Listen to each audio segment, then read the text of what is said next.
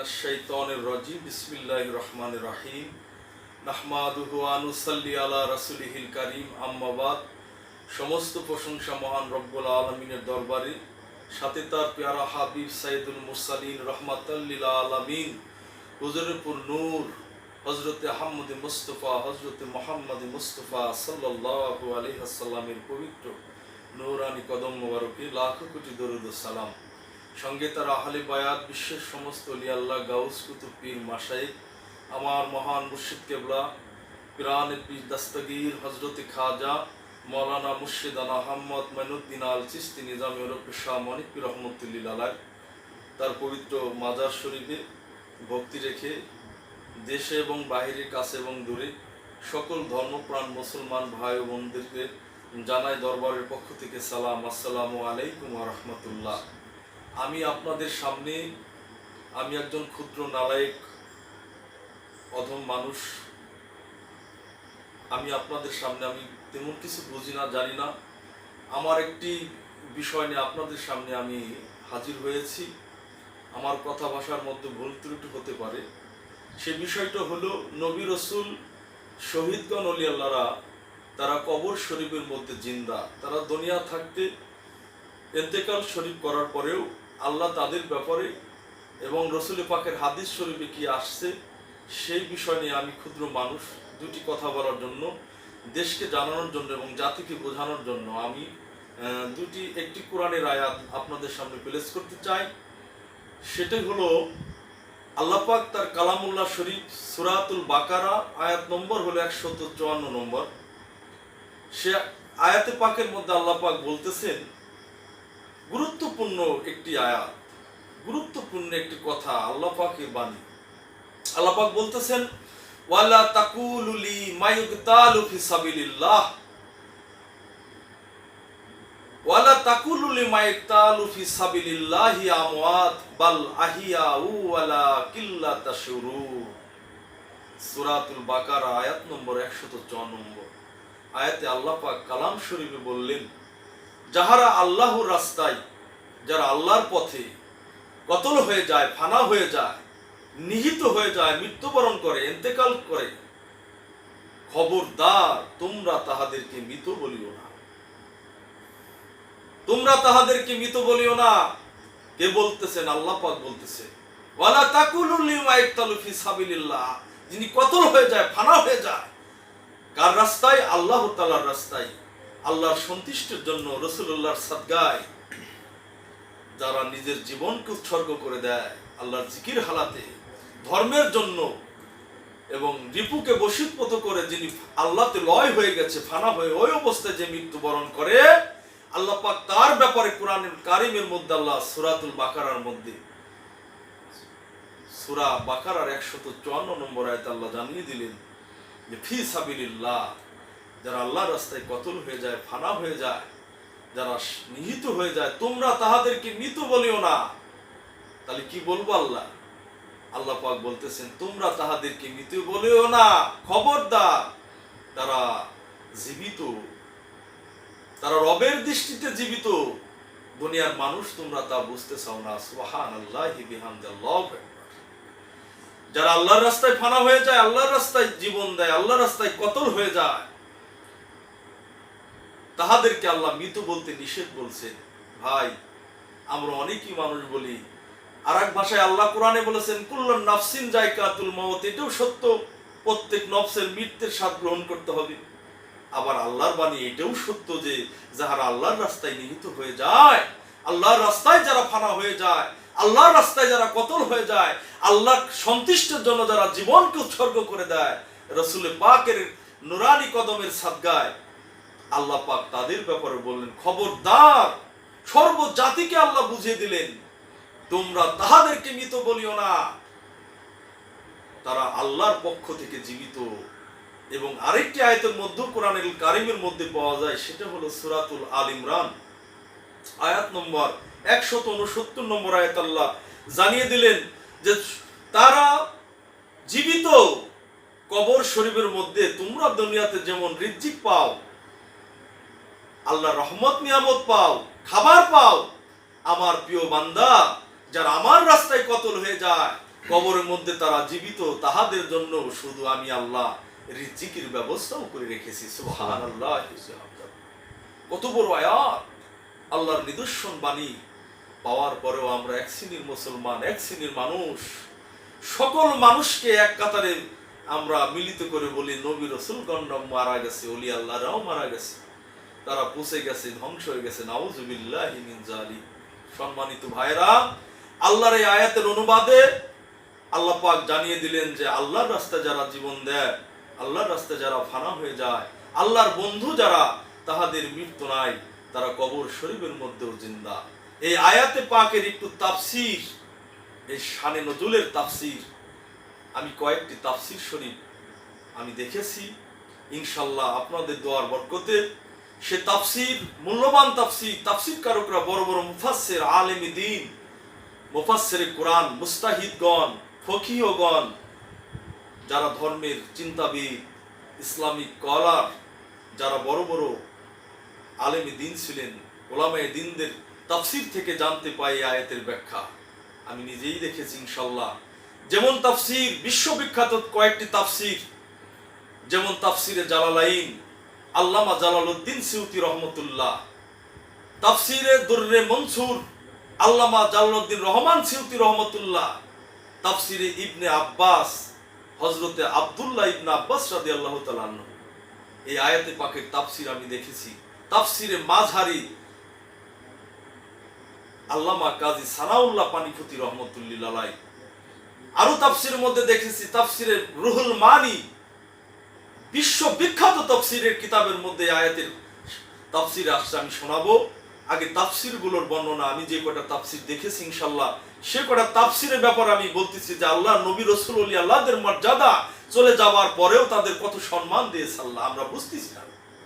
যেমন তাফসীরে রুহুল বায়ান, বিশ্ববিখ্যাত আলেম আল্লামা ইসমাইল হাক্কি বুরুজি রহমতুল্লাহ আলাইহি, হানাফি রহমতুল্লাহ আলাইহি। তাফসীরে হাফিজুল ইমাম ইবনে কাসির রহমতুল্লাহ আলাইহি, ইবনে কাসির তাফসীরের মধ্যে বর্ণনা করেছেন এই আয়াত পাকের। তাফসীরে মারুফুল কোরআন, বিশ্ববিখ্যাত পাকিস্তানের মুফতি আল্লামা মুফতি শফি রহমতুল্লাহ আলাইহি, তার তাফসীরের মধ্যেও দেখেছি। তাফসীরে নঈমি, পাকিস্তানের মুফতি আল্লামা মুফতি ইয়ার খান নঈমি রহমতুল্লাহ আলাইহি, এই আয়াতে পাকের তাফসীর। তাফসীরে নুরুল ইরফান আলা হযরত সৈয়দ আহমদ রেজা খান বেরলভী রহমতুল্লাহ আলাইহি, তার তাফসীরের মধ্যেও দেখেছি। তাফসীরে কোরআন দর্শন, সুফি সাধক হযরতে খাজা মাওলানা সদরউদ্দিন আহমদ চিশতি রহমতুল্লাহ আলাইহি। তাফসীরে কোরআনুল মাজিদ ডক্টর বাবা জাহাঙ্গীর সুরেশ্বরী ইমান আল নুরি রহমতুল্লাহ আলাইহি, তার তাফসীরের মধ্যে এই আয়াত পাকটি দেখেছি। এখন বিভিন্ন তাফসীরের মধ্যে আসছে, তাফসীরের কিতাবের মধ্যে আসছে, বড় বড় তাফসীরের কিতাবের মধ্যে আসছে। যেগুলো তাফসীর বললাম এগুলো আমাদের দরবার শরীফ, শাহ মানিকপুর দরবার শরীফে তাফসীরগুলো আছে ইনশাআল্লাহ। এই তাফসীরে পাকের কিতাবের মধ্যে বড় বড় বিশ্ববিখ্যাত আলেমী দ্বীনগণ, আল্লামা কাজী সানাউল্লাহ পানিপতি রহমতুল্লাহ তার তাফসীরে মাযহারির মধ্যে এই আয়াত পাকের বর্ণনা দিয়েছেন, ওয়ালা তাকুলু লিমা ইউকতালু ফি সাবিলিল্লাহি আমওয়াত বাল আহিয়াউ ওয়ালা কিল্লা তাশরুন। যাহার আল্লাহর রাস্তায় নিহিত হয়, কতল হয়ে যায়, ফানা হয়ে যায়, হে বান্দাগণ তোমরা তাহাদেরকে মৃত বলিও না, তারা রবের দৃষ্টিতে জীবিত, তোমরা তা বুঝতেছো না। এই আয়াতের শানে নজুল তাফসীরে এই সকল তাফসীর কারকরা, বড় বড় আলেম ফকিগণরা তাফসীর করতে যে তারা লিখেছেন তাফসীরের কিতাবের মধ্যে যে নবী রাসূলগণ, ওলি আল্লাহগণ, শহীদগণ, সালেহীন ব্যক্তি, বুজুর্গানে দিন, যারা আল্লাহর ওয়ালি, যারা শহীদ, যারা নবী রাসূল পয়গম্বর, তাদের ব্যাপারে বলেছেন। আয়াতটির মূল শানে নজুলে একটি হাদিস পাক জানা যায়। উহুদের ময়দানে যখন শহীদগণরা যুদ্ধ করে শহীদ হয়ে গেলেন দিনের ব্যাপারে, কবরে শুয়ে আছে ইহুদি খ্রিস্টানরা, কাফেররা, তারা যায় কবরের কাছে যায় বলতেছে, কি গো তোমরা দেখো মৃত্যুবরণ করে কবরে পৌঁছে গলে গেছাও, আর আমরা এখনো জীবিত আছি, যুদ্ধ করে তোমরা জীবন দিছাও, আর আমরা দুনিয়াতে ফল পুঞ্জ খাইতেছি, আনন্দ করতেছি। তোমরা মরে গেছাও, কি লাভ হয়েছে? তখন এই আয়াতের শানে নজুল আল্লাহ আয়াত পাকটি আমার রাসূল পাক সাল্লাল্লাহু আলাইহি ওয়াসাল্লামের কাছে পাঠান। বললেন, আল্লাহ জানাই দিলেন, হে রাসূল বলে দিন এদেরকে, যারা আমি আল্লাহর রাস্তায় জীবন দেয়, আমি আল্লাহর রাস্তার জন্য, আল্লাহর সন্তুষ্টির জন্য যারা মৃত্যুবরণ করে, তাহাদেরকে তোমরা মৃত বলিও না, তারা রবের দৃষ্টিতে জীবিত, তোমরা বুঝতেছাও না। সুবহানাল্লাহি বিহামদিহি। এই আয়াতের তাফসীর যতগুলো আমি তাফসীরের কিতাবের কথা বললাম, আল্লাহ পাক আমাকে দেখিয়েছেন, আমি দেখেছি আপনাদের দোয়ার আশীর্বাদে, আমার মুর্শিদ কেবলার কৃপা, আমি দেখেছি তাফসীর কারকরা এই আয়াতের তাফসীরে বলতে যায়, তারা বলেছেন যে এই আয়াত নবী, রসুল, শহীদ, ওলি আল্লাহদের ব্যাপারে আসছে। যারা নবী, পয়গম্বর, আল্লাহ রসুল, নবী, শহীদগণ, পয়গম্বরগণ এবং বুজুর্গানে দিন, যারা হক্কানি ওলি আল্লাহ, গাউস কুতুব, তারা যদি দুনিয়া থেকে ইন্তেকাল শরীফ করেন, মৃত্যুবরণ করেন, ইন্তেকাল শরীফ করেন, রুহের জগৎ নিয়ে তারা চলে যায়, ইন্তেকাল করে নফস, তাদের দেহটা জমিনে মাটিতে রেখে দেওয়া হয়, কবর শরীফে রেখে দেওয়া হয়।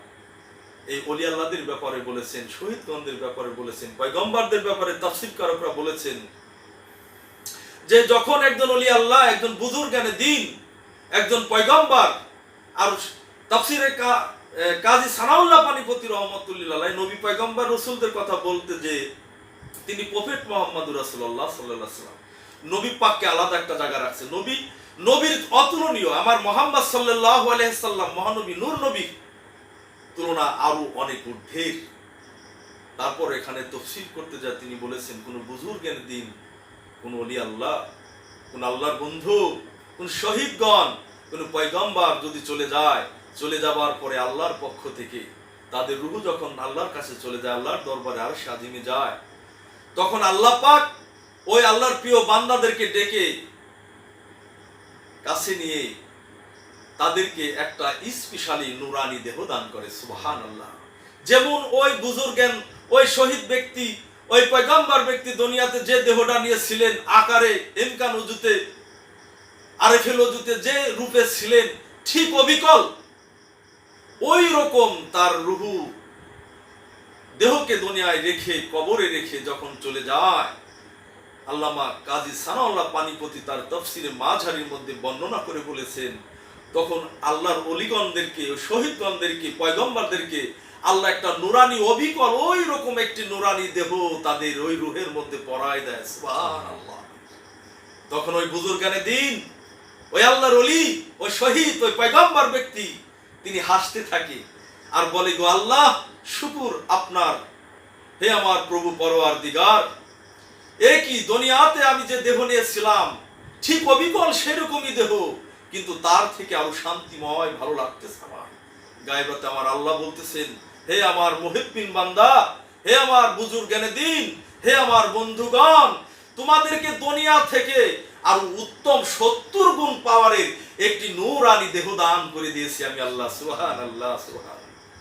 দুনিয়াতে তুমি যে দেহটা নিয়েছিলে নে আমার বন্ধু, ওই দেহতে জরা ব্যাধি আসতো, রোগ হইতা, তুমি অসুস্থ হইতে, তুমি চলে আসার পরে আমি আল্লাহর পক্ষ থেকে তোমাকে এমন একটি দেহ দান করা হইল গো, এই দেহে কোনোদিন আর রোগ বালা মুসিবত আসবে না। সুবহানাল্লাহ। দেখেন সম্মানিত ভাইরা, আল্লাহ তাফসীর কারো বলেছেন, ওই দেহ পাওয়ার সঙ্গে সঙ্গে 70 গুণ পাওয়ার হয়ে যায়। সেই দেহ স্বাধীন, পরাধীন না। আল্লাহ বলে, তোমাকে আসমান এবং জমিন সর্ব জায়গায় স্বাধীন করে দেওয়া হলো, মুক্ত করে দেওয়া হলো। হে বন্ধু, হে বুজুর্গানে দিন, হে পয়গম্বর, হে শহীদ ব্যক্তিগণ, তোমাদের যেথায় ইচ্ছা তোমরা ভ্রমণ করো, বেহেশত, আরশে আজিম, যেথায় খুশি দুনিয়া যেখানে যাও না কেন।